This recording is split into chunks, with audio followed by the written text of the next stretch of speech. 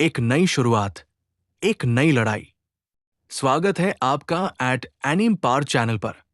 आज हम लौटे हैं return of the sword saint के पार्ट 2 के साथ। तो सीट बेल्ट कस लो, क्योंकि कहानी अब असली मोड़ लेने वाली है।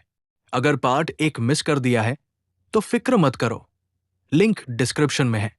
पहले उसे देखो, फिर आकर इस सफर में पूरा मजा लो।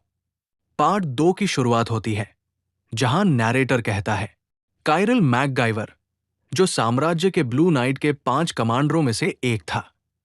फिर सीन बदलता है जहां काइरल के स्टेप फादर क्रूवेल उससे कहता है, क्या तुम मुझसे बदला लेने के लिए मैजिक सीखना चाहते हो? क्योंकि मैंने ही तुम्हारे पूरे क्लैन का सफाया किया था। काइरल सोचता है, मेरे सौतेले पिता, जिन्होंने मेरे असली पिता को मार डाला। फिर क्रूवेल आगे कहता है, तुम्हें इसलिए अपनाया गया क्योंकि तुम एक महान योद्धा बन सकते हो, कालिक का पुत्र होने के नाते। यहां पता चलता है कि काइरल के असली पिता का नाम कालिक था। क्रूवेल आगे कहता है, शायद तुम्हारा गुस्सा तुम्हें और भी मजबूत बना दे। अब साबित करो कि मैंने तुम्हें क्यों अपनाया। दिखाओ वो प्रतिभा जो तुम्हें तुम्हारे पिता से विरासत में मिली है। फिर हमें मैकगाइवर फैमिली के एक विशाल विला का दृश्य दिखाया जाता है, जिसके सामने से एक कारेज, घोड़ा गाड़ी गुजर रही है। उसके अंदर काइरल और उसका स्टेप फादर बैठे हैं।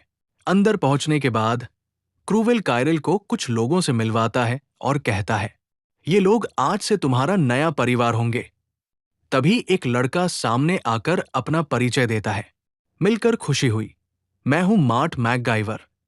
काइरल सोचता है, यही है मैकगाइवर परिवार का इकलौता बायोलॉजिकल पुत्र, जो अतीत में डिवाइन वॉर के दौरान दुखद मौत मारा गया था। यानी मार्ट क्रूवेल का सगा बेटा है। इसके बाद काइरल खुद को परिचय कराता है, मैं हूं काइरल। फिर उसका स्टेप फादर उसे आराम करने के लिए कहकर वहां से चला जाता है। थोड़ी देर बाद 2 और लोग अपना परिचय कराते हैं। एक कहता है, हेलो, मैं हूं एलियट। दूसरा कहता है, मैं हूं जेक। काइरल सोचता है, ये दोनों भी उसी युद्ध के दौरान मारे गए थे। अब मैं अतीत में वापस आ चुका हूं, तो मुझे उनकी मौत को रोकना होगा और भविष्य को बदलना होगा। अगले दिन हमें 2 तलवारों के टकराने का दृश्य दिखाया जाता है। 2 अनजान लोग बातें कर रहे हैं। एक ग्रे बालों वाला कहता है, लगता है वो न्यूबी महल के चक्कर काट रहा है।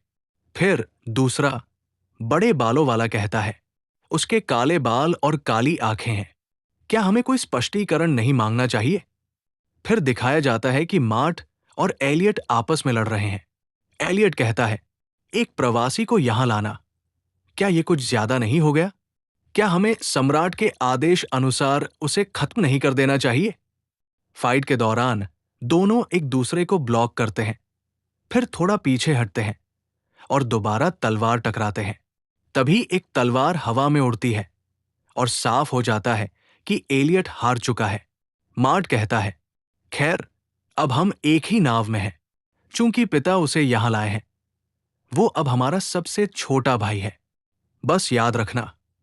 एलियट सोचता है, यहां तक कि एक प्रवासी को भी भाई की तरह स्वीकार करना, यही एक सच्चे लीडर की खूबी है। फिर बड़े बालों वाला लड़का कहता है, लेकिन चाहे जो भी हो, वो एक प्रवासी ही है। मार्ट जवाब देता है, मुझे पता है कि तुम्हें प्रवासियों से नफरत है, लेकिन सावधानी बरतने की जरूरत नहीं है।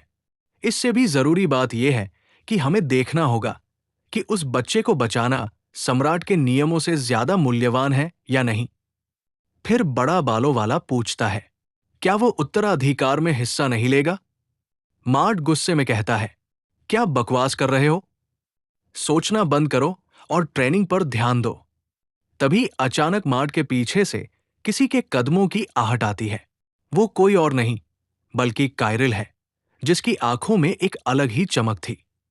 मार्ट ये देखकर चौंक जाता है कि काइरल इतनी नजदीक आ गया और उसे भनक तक नहीं लगी। मार्ट काइरल की आंखों में देखते हुए सोचता है, क्या वो मुझे उकसा रहा है? खुद को संभालते हुए मार्ट पूछता है, क्या तुम्हें तलवार चलानी आती है? मैंने सुना था कि उत्तर के लोग तो हाथों से लड़ते हैं, क्यों ना तुम भी आजमा लो? काइरल जवाब देता है, अगर तुम गंभीर हो तो ठीक है, मुझे भी जवाब देना चाहिए। ये सुनकर वहां मौजूद सभी लोग हैरान रह जाते हैं। एलियट सोचता है, क्या वो सच में हमारे बड़े भाई को उकसा रहा है? और बड़े बालों वाला लड़का सोचता है, क्या वो यहां झगड़ा करने आया है? मार्ट गंभीरता से कहता है, ठीक है, ये लो तलवार। चाहे तुम्हें पसंद हो या ना हो, तुम्हें यहां रहना पड़ेगा। तो एक बड़े भाई के नाते मैं तुम्हें साम्राज्य के कानून सिखाऊंगा। इतना कहते ही उसके तलवार से माना एनर्जी निकलने लगती है। ये देखकर कायरल हल्की मुस्कान के साथ सोचता है, माना ब्लेड, थोड़ी सी उकसावे में ही तुम गुस्सा हो गए। आखिर तुम भी एक बच्चा ही हो। अब दोनों आमने सामने होते हैं। कायरल सोचता है, फारेल टावर चढ़ते वक्त जो योजना मैंने बनाई थी, तुम उसके पहले कदम बन चुके हो। और दोनों एक दूसरे की ओर बढ़ने लगते हैं। और यहीं पर यह पार्ट समाप्त होता है। अगले पार्ट के लिए लाइक करें, सब्सक्राइब करें और जुड़े रहें।